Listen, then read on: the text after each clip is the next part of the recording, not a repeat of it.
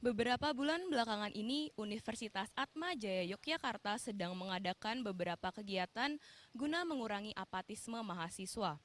Kegiatan-kegiatan yang diadakan seperti seminar-seminar, lomba-lomba, pengajuan makalah atau paper mahasiswa ke Dikti, dan lain sebagainya. Namun ternyata, kegiatan tersebut dipandang berbeda di mata mahasiswa. Untuk itu, selama 1 jam ke depan, bersama saya Rika Yuliana, akan menemani Anda dalam acara Deepen the Surface, Let's Make It Deepen.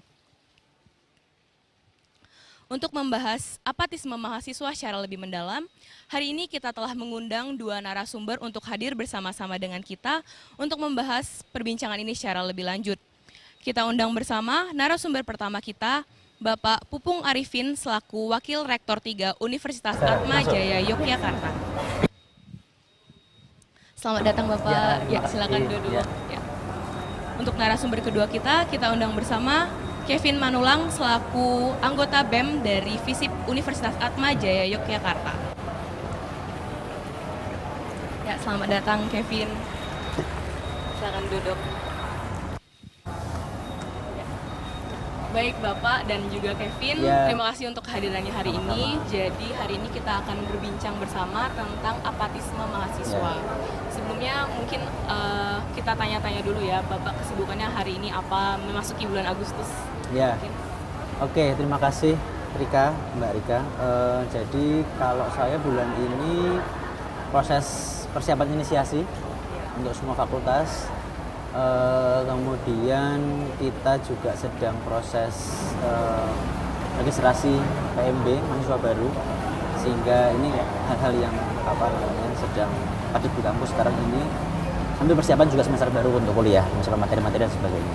Itu kalau dari saya. Bapak ini kan wakil rektor 3 ya? Ya, ada mahasiswa-mahasiswa yang belum tahu wakil rektor 3 ini mengurus bagian apa sih Pak? Ya, wakil rektor 3 sebenarnya sama seperti wakil dekan 3. Bedanya kalau wakil dekan 3 itu ada di level fakultas, kalau wakil rektor itu ada di level universitas dengan bidang yang sama, bidangnya kemahasiswaan, alumni, kerjasama, dan promosi. Jadi ada 4 hal yang menjadi tanggung jawab saya selama di rektorat ini, kayak gitu.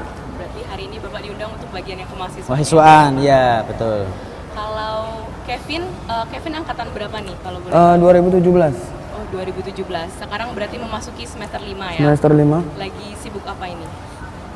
Sekarang memang sebenarnya aku kan ini juga panitia inisiasi juga ya. Oh, iya. Nah, sibuknya sampai tanggal 10 ya ngurus inisiasi. Nah, habis itu kembali lagi ke rutinitas kuliah sama BEM. Oh, BEM. Di BEM sendiri Kevin ini sebagai apa ini? Anggota dari Departemen Kesejahteraan Mahasiswa. Kesejahteraan mahasiswa. Nah, kalau boleh tahu berbagi sedikit divisi kesejahteraan mahasiswa BEM FISIP itu seperti apa sih? Oke, kesejahteraan mahasiswa itu sebenarnya merupakan departemen yang paling dekat banget dengan mahasiswa sendiri, di mana departemen ini bekerja untuk menyeleksi aspirasi-aspirasi dari mahasiswa tersendiri. Nah, istilahnya kita itu sebagai fasilitator dari aspirasi mahasiswa sendiri mengenai peraturan perkuliahan, peraturan kampus terutama. Keluh kesah mereka juga seperti iya, itu. Benar. Baik. Jadi memang kedua narasumber hari ini merupakan yang mumpuni dalam hal mahasiswa. Nah, kita akan berbincang lebih dalam lagi mungkin di segmen berikutnya. Jadi pemirsa, jangan kemana-mana, tetap di Deepen the Surface, Let's Make It Deepen.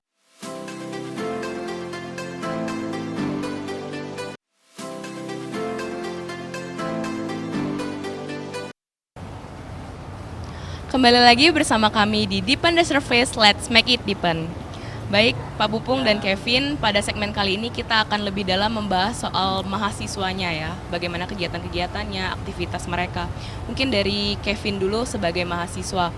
Kevin ini kan anggota BEM ya, kalau boleh tahu kenapa sih dulu memilih untuk menjadi BEM? Karena kan memilih BEM berarti kan memilih untuk aktif di kampus seperti itu. Alasannya mungkin? Mungkin yang pertama memang karena aku sendiri nggak terlalu aktif di UKM juga. Nah, istilahnya dulu juga memulai kegiatan organisasi itu kan dari himpunan dulu kan, HMP Sosiologi. Nah, di situ aku juga mulai belajar melihat apa-apa aja sih dinamika yang ada di FISIP sendiri antara mahasiswa dengan dosen, mahasiswa.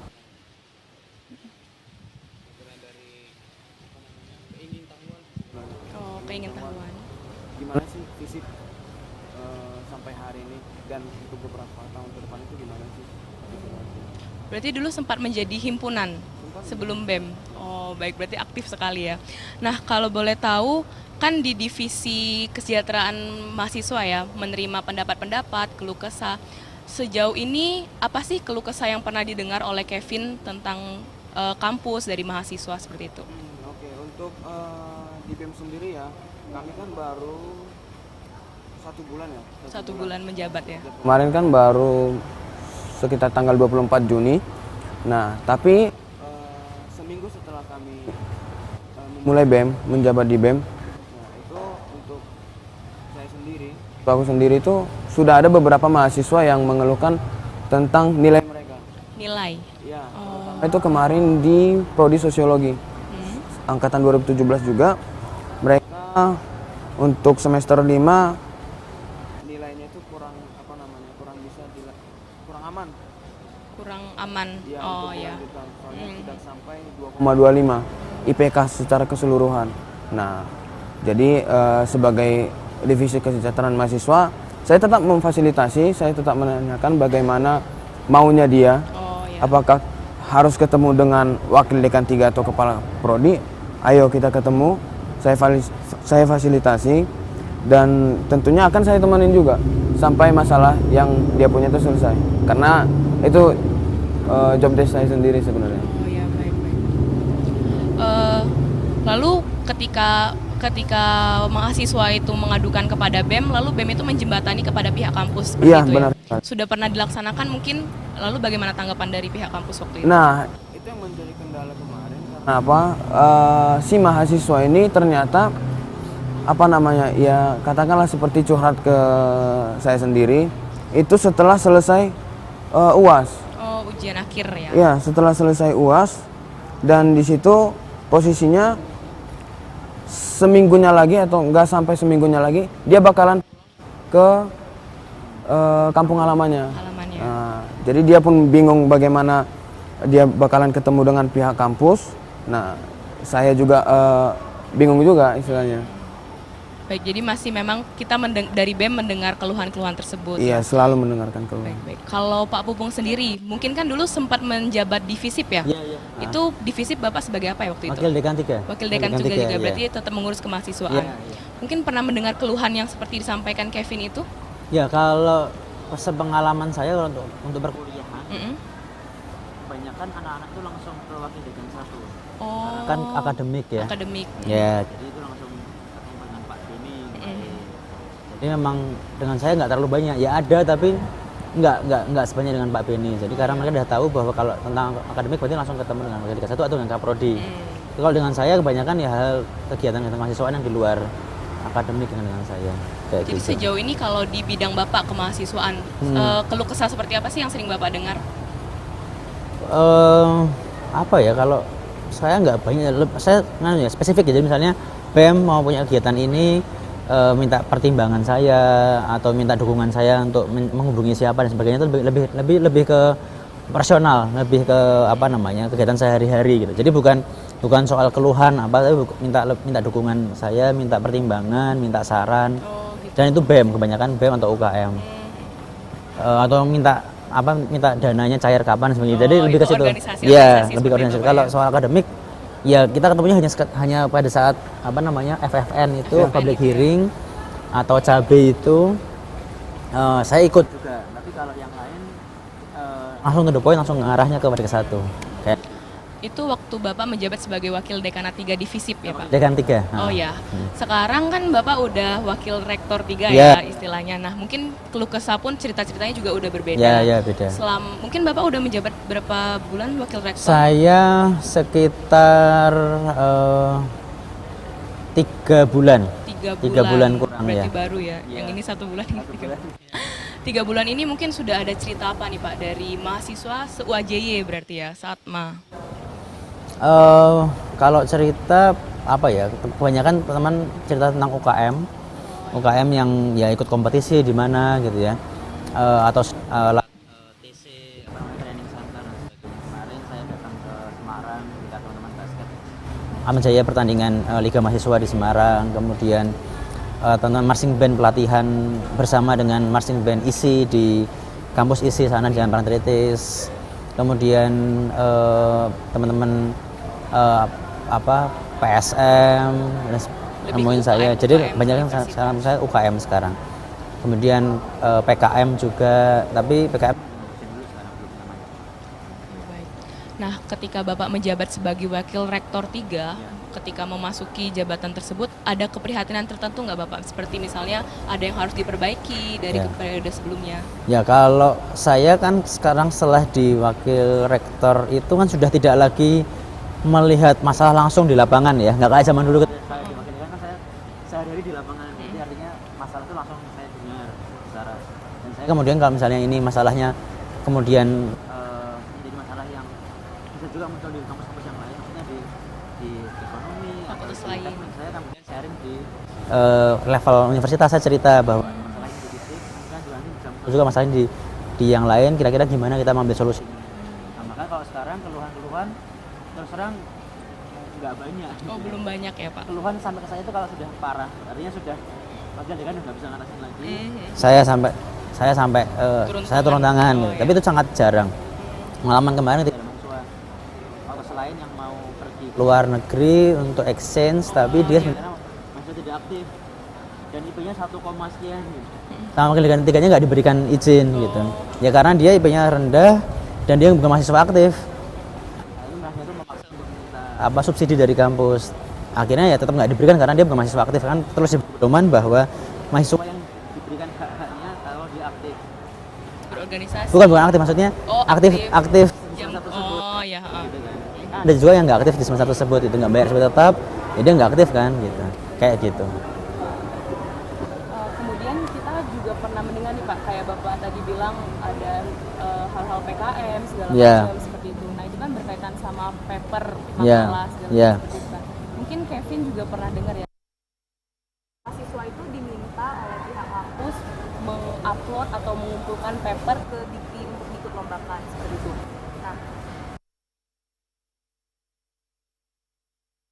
Kalau untuk dikumpulkan ke Dikti PKM ya Pak ya? PKM. lomba-lomba seperti itu. Lomba-lomba seperti itu. Tapi kan kemarin kan itu memang siapa mahasiswa yang ingin yang memang punya bakat di penulisan ilmiah, ya udah kampus memfasilitasi kan begitu. Tapi kalau kayak kami ngelihat dari BEM sendiri sangat mendukung sebenarnya. PKM ya sangat baik karena apa? Karena di sisi lain visi memberikan perhatiannya kepada mahasiswa, fokusnya sangat berfokus pada bidang akademik, dan kami sebagai BEM juga ya sangat apa ya istilahnya sangat melihat ya ini aroma positif kan gitu ya, sangat baik, Lihatnya sebagai sesuatu yang positif. sangat positif malah. Karena itu juga salah satu cara kampus mungkin ya untuk membuat mahasiswa itu menjadi aktif ikut lomba-lomba. Benar. Tapi kalau misalnya ketika ada dosen atau pihak kampus yang menyuruh hal itu sebagai sesuatu yang wajib, itu menurut dari pihak BEM gimana? Kalau dari BEM ya, kalau apa yang dikatakan wajib kan gimana ya? Sebenarnya kan dosen mungkin melihat ini adalah salah satu ya hal yang baik sebenarnya. Tapi kan di sisi lain kan ya mungkin dosen perhatian yang sangat baik kepada mahasiswanya itu kita nggak tahu. Tapi kalau kami ngelihat bahwa ini suatu hal yang wajib, memang kami kurang terima ya istilahnya. Ya istilahnya ya udah, kalau memang mahasiswa suka dibimbing. Kalau mahasiswa kurang tertarik berarti ya nggak boleh dipaksakan sebenarnya. Kalau dari Pak Pupung sendiri tanggapannya gimana Pak?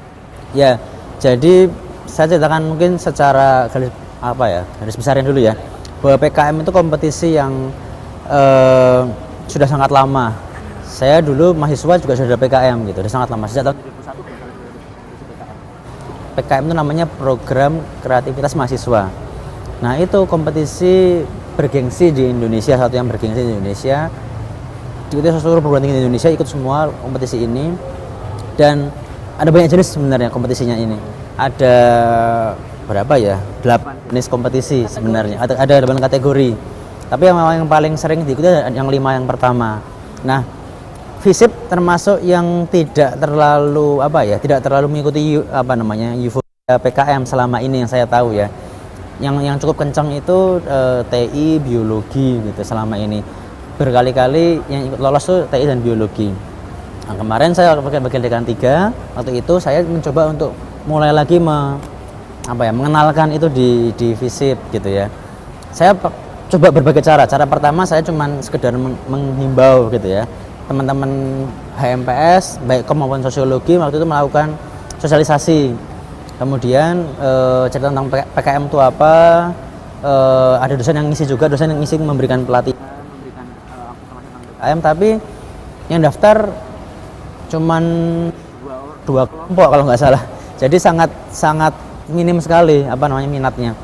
Nah kemudian akhirnya saya harus mencoba cara lain. Nah mungkin itu yang kemudian saya punya ide semester ini untuk dengan berbagai cara untuk coba mahasiswa itu terlibat. Tapi nanti saya ceritakan mungkin setelah ini. Oh ya. Baik. Setelah ini kita Ya. berbincang lebih dalam lagi ya Pak. Gimana sih tanggapan Bapak soal mungkin itu sebagai salah satu cara untuk meningkatkan mengurangi apatisme mahasiswa seperti itu Pak. Oke. Baik. Nah, nanti kita akan berbincang lebih dalam lagi bersama Pak Pupung dan juga Kevin. Jadi jangan kemana-mana, tetap di Deepen the Surface, let's make it deepen.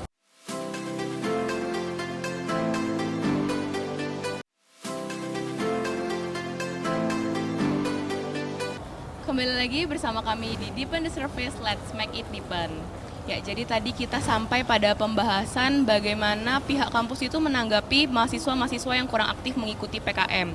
Dari Pak Pupung sendiri itu membahas bagaimana mahasiswa-mahasiswa FISIP yang kurang aktif.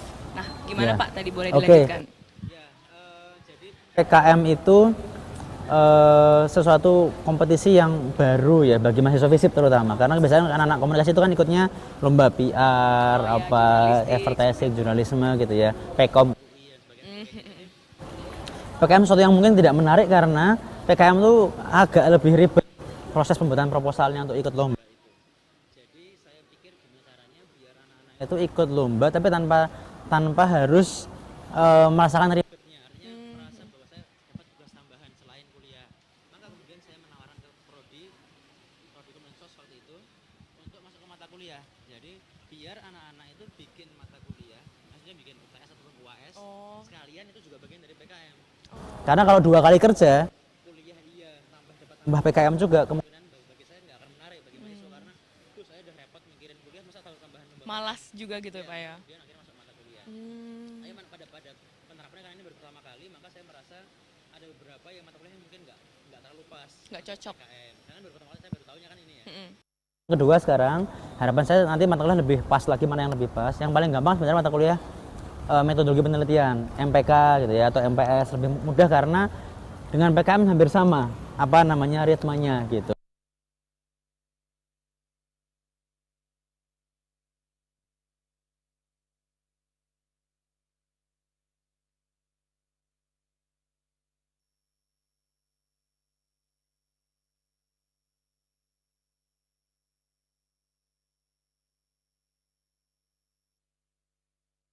Kan itu menjadi alur mata kuliah kan gitu sebenarnya. Jadi saya berharap waktu itu berpikir biar mata kuliahnya tidak harus menjadi beban, PKM itu menjadi beban, tapi menjadi bagian dari mata kuliah. Dan BEM waktu itu saya proses administrasi, scan lah, BEM sampai harus tiap malam ketemu dengan anak mahasiswa, proses bikin CV, bikin gambar pengesahan macam-macam, itu BEM sangat support waktu itu. Dan saya sangat terima kasih BEM FISIP itu yang paling support, yang lain nggak terlalu support. Yang saya cek waktu itu yang lain nggak dibantu sama BEM. Tapi justru saya sudah cerita bahwa akhirnya BEM FISIP menjadi percontohan, artinya yang lain harus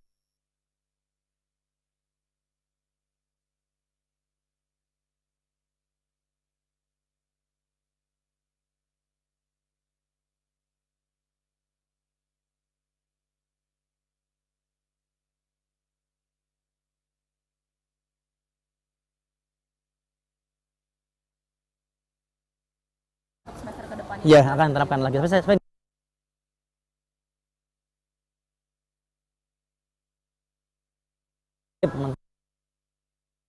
apa saya nggak tahu.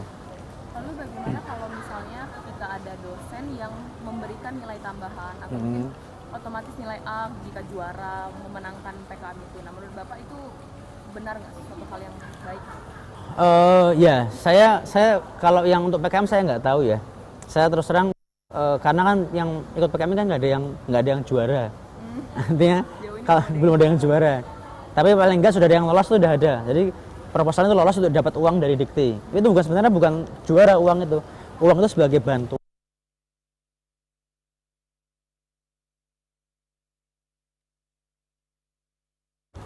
Jadi juara setelah itu saya kemarin dapat pengumuman yang juara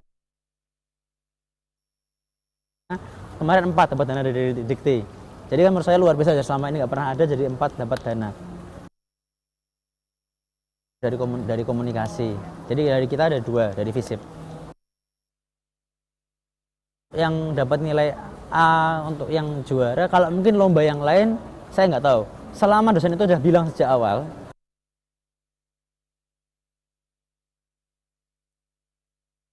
pertama bilang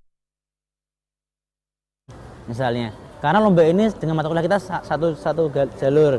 Selama Anda dapat itu, maka Anda bisa dapat.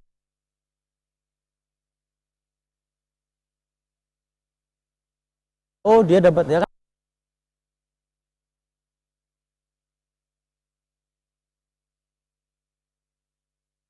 Ya, untuk mendorong mahasiswa untuk ya gitu. Dan juga mohon maaf,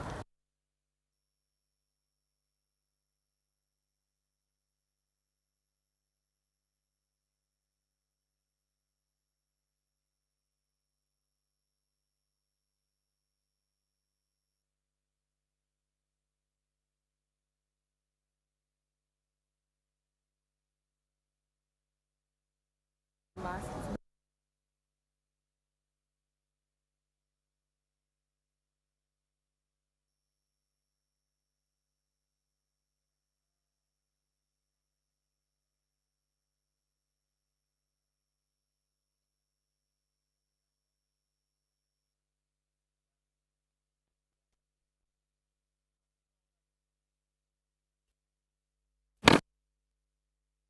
Terus waktu kuliah main aja kan gitu. Jadi itu istilahnya yang menunjukkan dia aktif apa enggak. Jadi apabila apa namanya yang kurang berkenan untuk mengikuti semua, nah ujung-ujungnya mereka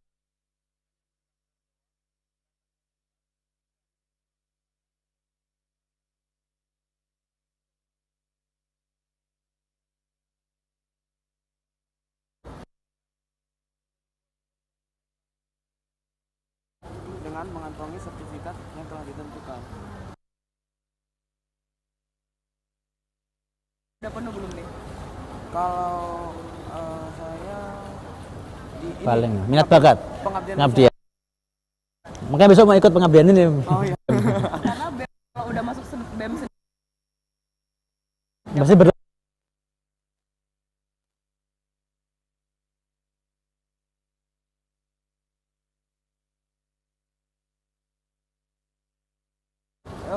Di ya katakanlah jangankan di fisik di universitas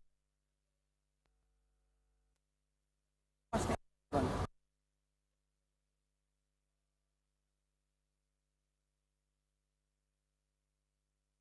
Mengikuti. ya. Nah jadi ya dan di sisi lain juga banyak event ini yang gratis. Ya. Ya katakanlah yang gratis.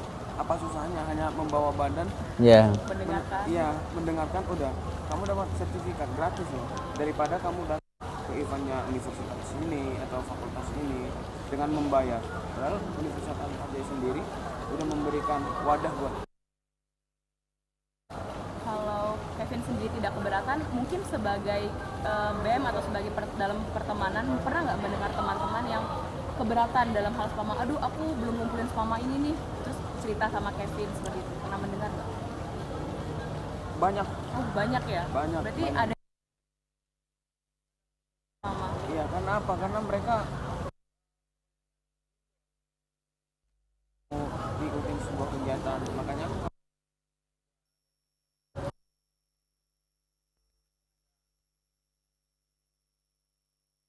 mereka ngumpulin teman-temannya semua nanti ada sekitar 5 orang, mereka bareng-bareng.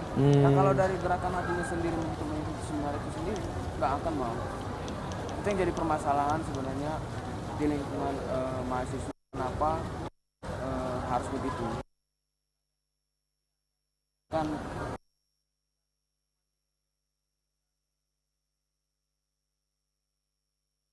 Oke.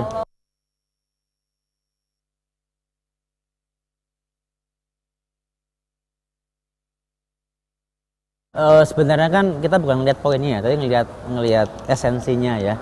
Esensinya adalah bagaimana mahasiswa setelah lulus itu bukan hanya sekedar punya kemampuan akademis, tapi juga seimbang dengan soft skill. Maka SPAMA ini sebenarnya co-kurikuler, bukan ekstra kurikuler. Artinya menjadi bagian dari kurikulum sebenarnya. Nah, banyak alumni kami yang alumni Atma Jaya yang kemudian curhat karena banyak alumni dari perguruan tinggi yang lain ya, bukan Atma Jaya ya, yang tidak punya soft skill yang bagus dalam bekerja. Dia IP-nya bagus, IP-nya 3,8, 3,7, tapi ketika suruh presentasi nggak bisa. Ketika disuruh case study dengan kelompok, saat berkelompok nggak bisa. Maunya sendiri, nggak mau berkelompok misalnya. Ketika mereka suruh menceritakan tentang kelebihannya nggak bisa. Lagi interview kerja gitu, kemampuan kamu nggak bisa. Nah itu yang ketika suruh ketemu masyarakat nggak mau, takut. Nah itu yang sebenarnya kenapa? Karena selama kuliah mereka nggak dibiasakan untuk dapat kegiatan-kegiatan selain kuliah. Maka SPAMA ini sebenarnya tujuannya adalah biar saat nanti kerja besok, mahasiswa alumni ini siap kerja bukan semata-mata kemampuan secara teknis, tapi juga kemampuan secara soft skill. Punya etika yang bagus ketika ketemu sama orang dan sebagainya, itu adanya di SPAMA sebenarnya gitu. Memang perbaiki, tapi tentu ya kita berharap tetap bertahan SPAMA ini walaupun nanti ada banyak masukan dari mahasiswa, masukan dari BEM. Kita dengar juga mungkin sistemnya harus diperbaiki, lebih mudah dan sebagainya, mengurangi pemalsuan dan sebagainya, itu yang artinya. Tapi kalau tadi bicara soal seminar, poinnya kecil. Poinnya mudah gitu. Seminar banyak acara di Atma Jaya. Anda mungkin kuliah 1 tahun udah bisa maba gitu ya, udah bisa langsung udah berlebih. Mungkin beberapa teman-teman yang kesulitan adalah minat bakat dan pengabdian, 2 itu. Tapi kan poinnya juga nggak terlalu besar, 2 itu kan. Artinya Anda 4 tahun kuliah pasti bisa. Yang poinnya kecil itu gitu. Masalahnya tadi benar, mereka mahasiswa itu kebanyakan harus nunggu temennya minder, pengennya bareng, atau mungkin malah nggak tahu. Setelah ketemu sama saya baru tahu, oh itu bisa tuh Pak menjadi pengabdian. Nah mungkin nanti tak tolong BEM atau mungkin dari Fiat juga untuk mensosialisasikan bahwa oh pengabdian tuh ini bisa masuk pengabdian, minat bakat ini bisa masuk, sehingga teman-teman jadinya bisa tahu dan menjadi nggak berat lagi bagi mereka gitu. Mungkin itu ya dari saya. Baru yang mau masuk Atma Jaya. Nah SPAMA ini kan kalau dulu itu sempat yang penting kalian harus mengumpulkan 65 ya.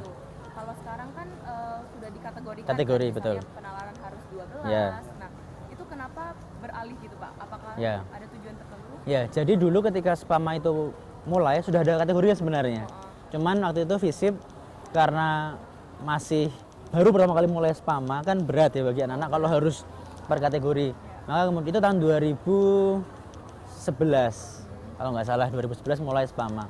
Nah, kemudian kita sepakat dengan BEM waktu itu, BEM angkatan 2013 itu untuk memutuskan bahwa SPAMA yang per kategori itu efektif mulai angkatan 2014 dan seterusnya.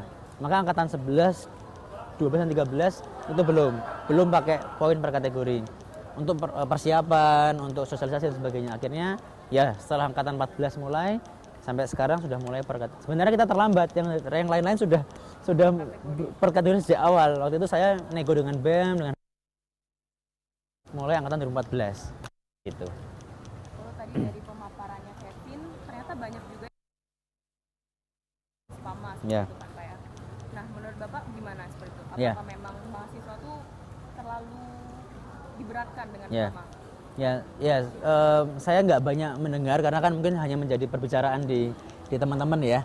Tapi saya minta tolong nanti teman-teman mahasiswa untuk cerita ke dosen, paling nggak ke fakultas, misalnya ke Bu Sherly.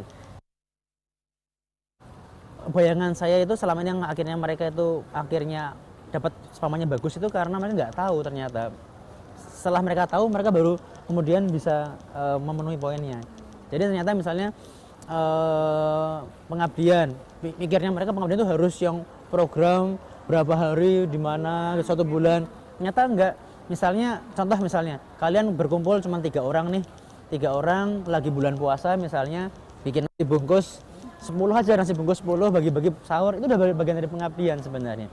Tinggal ngajak misalnya kelompok komunitas apa, ngajak ntar kelompok itu yang ngasih sertifikat buat kalian, itu juga bisa. Kalian pergi ke panti asuhan, bantuin panti asuhan selama sehari di sana, pagi sampai sore, pulang minta sertifikat dari mereka. Kalau mereka nggak punya sertifikat, kita bikin sendiri, tanda tangan dari mereka, itu juga bisa. Ya, artinya sangat mudah, tapi kan mereka nggak tahu, dipikirnya harus yang berprogram yang berat, harus bikin jalan apa. Nah itu yang kemudian apa namanya membuat mereka menjadi berat gitu. Atau ada kerja bakti RT tambah bayan, Pak saya ikut ya kerja bakti di RT, setelah selesai kalian bikin sertifikat, tanda tangan Pak RT-nya, juga bisa.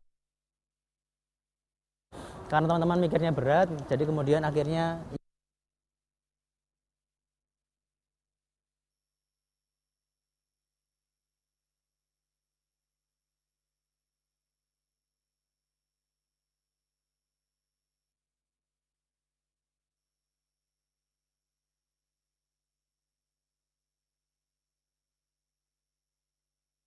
mengkom sangat opsi-opsi itu gitu. Kalau yang seminar dan penalaran dan apa namanya kemajayan itu di kampus ya, gampang kan, di kampus ada kayak gitu kira-kira kalau dari saya.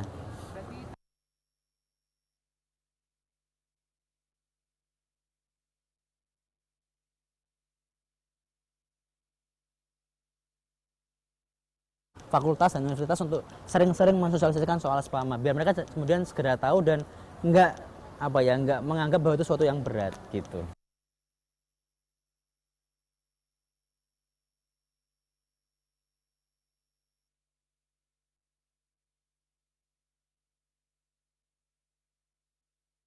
Dengan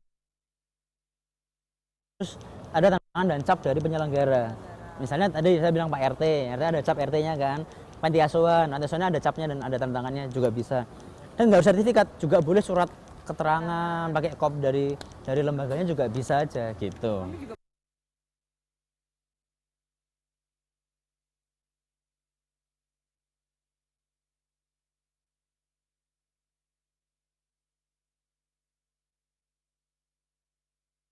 Bagian salah satu yang masih masih kekurangan spama, tapi selama nggak ketahuan ya gimana gitu kan. Ya susah kan kita mengetahui ya melakukan tadi kecurangan. Contoh misalnya saya dulu di Bakil Dekan 3 acara ini Pak, tanda tangan sertifikat segini setumpuk. Saya nggak mau tanda tangan kalau nggak ada namanya, nama dari peserta, dan saya tolong dikasih presensinya. Saya cek presensi dan nama itu sama nggak. Nah, ketika akhirnya banyak yang kosong, ini nggak ada nama, dan apa bagi-bagi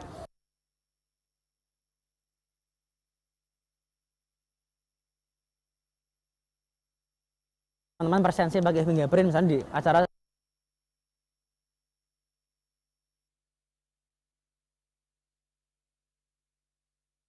masuk upload sertifikat.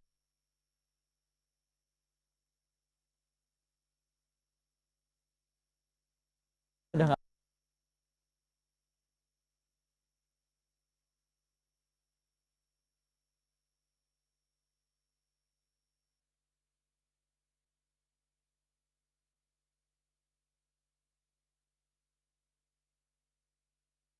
Itu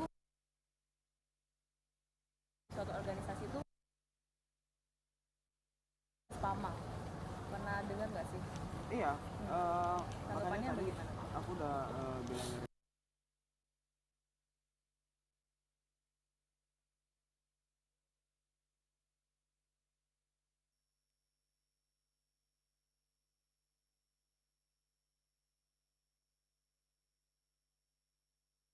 Dia datang ke kampus, datang menghadiri kegiatan yang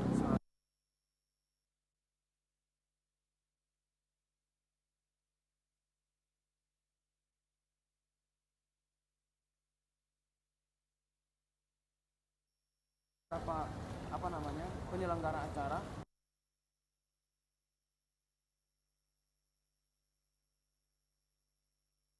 mahasiswa, ya mahasiswa diperkenankan untuk membeli contohnya 15.000 atau berapapun nominalnya itu, ya udah daripada aku nanti spam aku kurang, ya udah tak beli aja. Jadi USDA juga.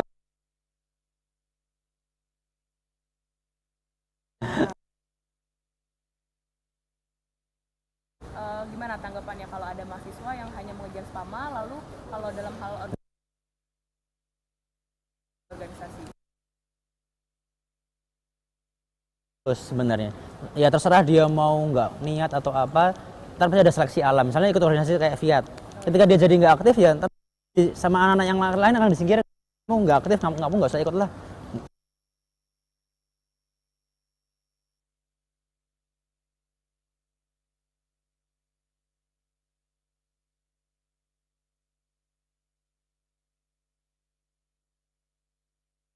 Itu baru ntar setelah lulus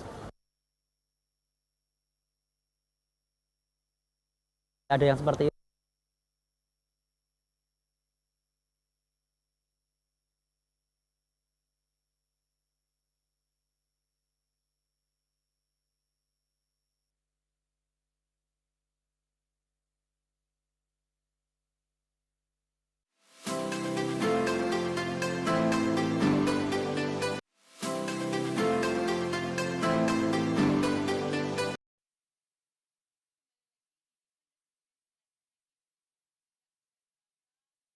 Sampai di penghujung acara, di segmen kali ini kita mungkin akan mendengar kesimpulan dari pembahasan kita tentang apatisme mahasiswa. Mungkin dari Kevin dulu, silakan.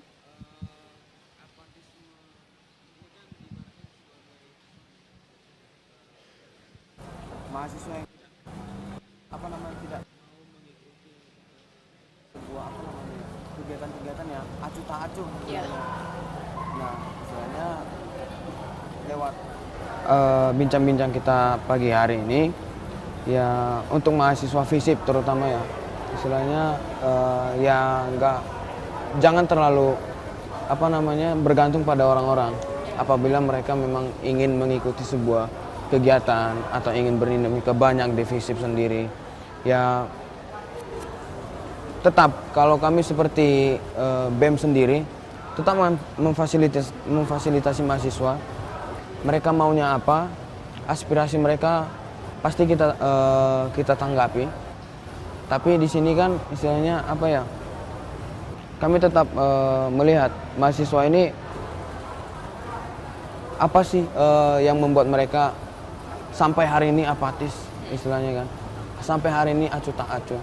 Nah, sedangkan kegiatan-kegiatan yang telah dilakukan oleh pihak kampus sendiri sudah sangat mendukung proses pembelajaran akademik dan non-akademik mereka di kampus.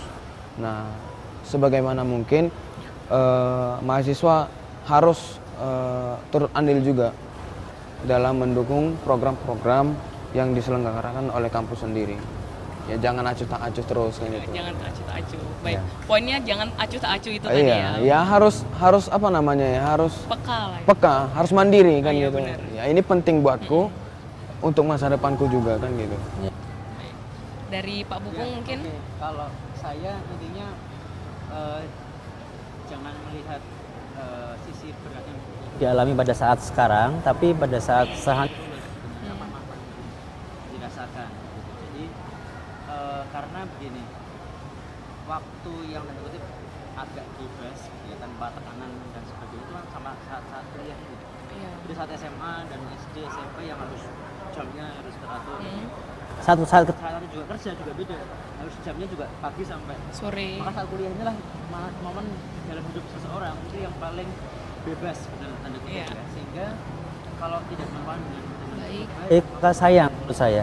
Sehingga kalau kemudian spama hanya dianggap sebagai sesuatu yang menjadi beban, itu sayang, karena spama adalah menjadi sarana bagi mahasiswa untuk memperkaya diri secara skill dan sebagainya, untuk menjadi bekal saat kerja nanti.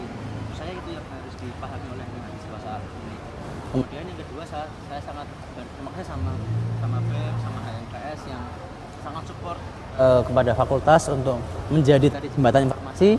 Yang kedua juga banyak program-program BEM dan HMPS yang sebenarnya menjadi bagian juga dari SPAMA. Misalnya pengabdian yang selama ini susah dilakukan oleh mahasiswa, BEM membuat program pengabdian. Jadi BEM sebenarnya menjawab kebutuhan mahasiswa. Kalau seminar banyak, tapi pengabdian jarang misalnya. Kemudian BEM bikin itu. Dan yang daftar cukup banyak, pembludak yang daftar. Tapi kan harus diseleksi akhirnya. Dan maksud saya ini menjadi bagian dari sinergi antara fakultas dengan BEM dengan mahasiswa atau HMPS.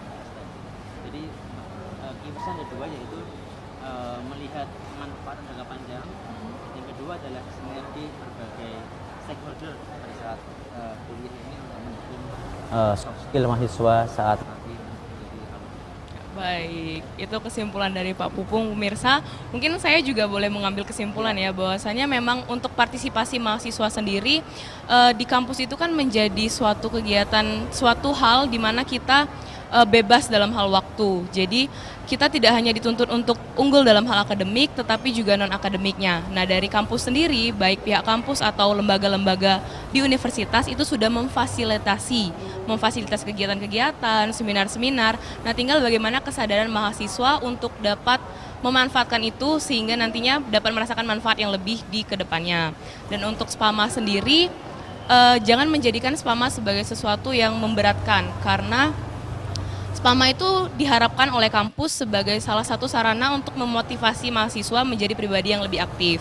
Dan harapannya ke depannya kampus ini memang menjadi jembatan untuk mahasiswa menerima manfaat yang lebih baik ke depannya. Seperti itu ya Bapak. Ya, tidak terasa 1 jam sudah berlalu bersama di Under Surface. Terima kasih untuk Pak Pupung dan terima kasih juga pada Kevin untuk waktu dan perbincangannya. Semoga perbincangan kita pada siang hari ini bermanfaat juga untuk teman-teman, untuk mahasiswa Atmajaya yang terkhususnya. Ya, pemirsa, kita sudah sampai di penghujung acara. Terima kasih atas kebersamaan kita. Saya Rika Yuliana pamit undur diri. Tetap di Deepen Versus Race, let's make it deepen.